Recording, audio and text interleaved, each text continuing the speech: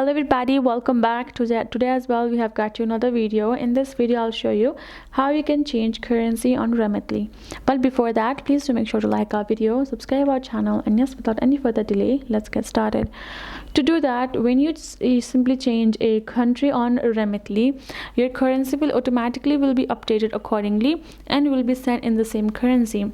For example, when you're signing in and choosing your country from and to on Remitly itself, you can simply choose the country you would like to send to and it will automatically update. You don't have to go on further settings or further steps for you to individually or manually again and again change the currency.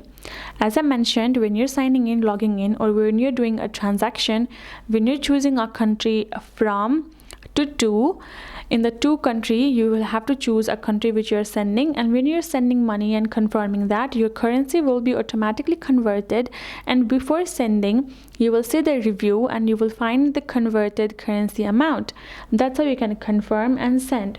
So bottom line, when you're sending, when you have changes a country, your currency will be updated. You don't have to change it further more steps for you to go through the result. You simply have to change the country and the currency will be updated.